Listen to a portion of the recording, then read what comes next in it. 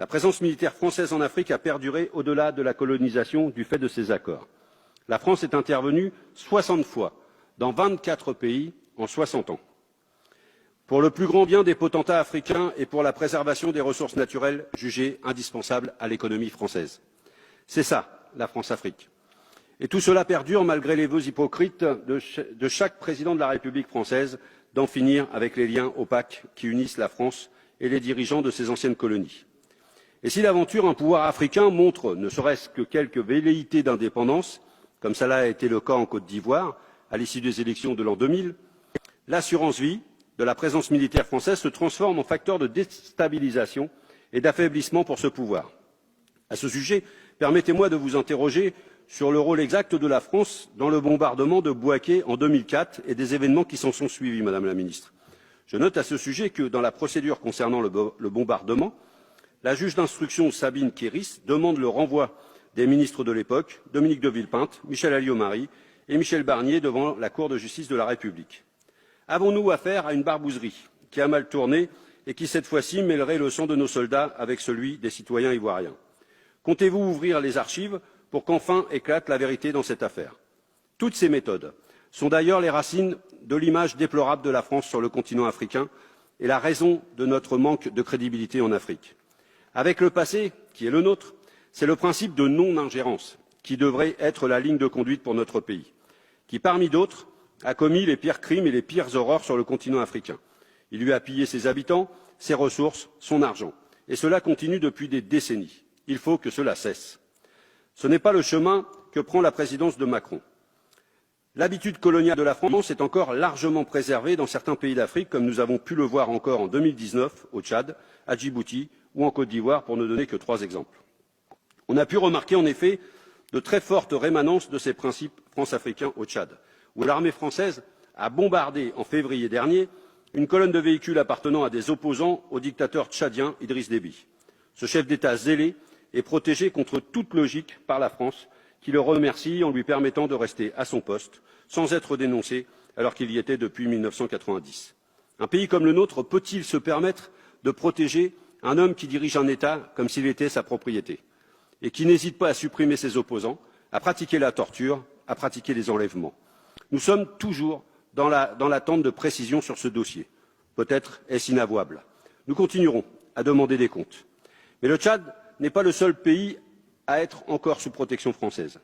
Comme le dit son chef d'État Ismaël Omar Guelleh, malgré les changements dans la région, rien ne bouge à Djibouti. Lorsqu'il s'agit de faire des petits gestes pour Djibouti, l'État français ne se prive pas. Récemment, Mohamed Kadami, un opposant djiboutien disposant du statut de réfugié politique en France, a été mis en examen et risque d'être renvoyé à Djibouti au mépris du droit français pour satisfaire le régime djiboutien, voire même pour l'échanger avec un prisonnier djiboutien qui aurait un rôle dans l'affaire Sarkozy-Kadhafi. Et prenons un 3e exemple de la protection de la France envers ses fidèles, la Côte d'Ivoire. Après avoir acté que l'on ne peut qualifier le coup d'État d'Alassane Ouattara en 2011, la France a permis au nouveau chef d'État d'envoyer Laurent Gbagbo à la Cour pénale internationale.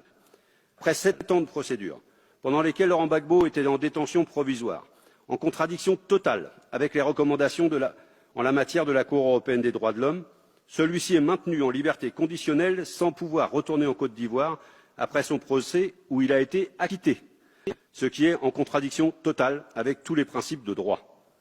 Il semble que les pressions ivoiriennes et surtout françaises aient permis que le principal opposant de Ouattara ait encore des bâtons dans les roues pour l'empêcher de revenir dans son pays à la veille des élections présidentielles de 2020. L'ingérence française dans les affaires internes des pays comme Djibouti, le Tchad ou bien la Côte d'Ivoire est insupportable et n'est pas digne de notre pays. Les accords de défense bilatéraux, s'ils ont changé dans la forme depuis les années 70, permettent donc à la France de maintenir une présence dans ses anciennes colonies, ce qui pose de graves problèmes de probité à l'usage de nos forces armées. Personne ne s'est grandi dans cette récente histoire et la France ferait mieux de travailler autrement en Afrique que d'utiliser son armée pour garantir une stabilité des dictateurs propice uniquement pour les affaires et destructrice pour les peuples. Et ce qui se voit lorsqu'il s'agit de la France-Afrique, c'est que la France pratique un système de 2 poids, 2 mesures, qui n'est pas tenable sur le long terme. Par exemple, En ce qui concerne le massacre de Douéké, en Côte d'Ivoire, dont des commémorations ont eu lieu hier, de plusieurs milliers de personnes par les partisans de l'actuel président Alassane Ouattara, l'armée française n'est pas intervenue. Par contre, lorsqu'il s'agit d'Idriss Déby et lorsqu'il demande à la France d'attaquer ses opposants, nous fonçons les bombarder, tandis que lorsqu'au Mali, une attaque fait près de 160 morts dans un village, la France ne bouge pas. Pourtant, nous avons signé un accord de coopération en matière de défense entre la France et le Mali, qui a été ratifié en 2015. Que ferait la France? Pourquoi a-t-elle été si rapide à attaquer les opposants tchadiens? Pourquoi elle ne réagit pas lorsqu'il s'agit de massacres de Maliens ou d'Ivoiriens? Pourquoi la France s'entête dans une stratégie au Mali qui est en échec? Je pense que le gouvernement se ferait fort de nous éclairer sur cette situation et de revenir sur ce qu'a récemment dit la ministre des Armées, Florence Parly. Je la cite. Serons-nous amenés à intervenir chaque fois qu'on nous le demande? Non, répond-elle. La décision relève in fine de l'appréciation du président de la République.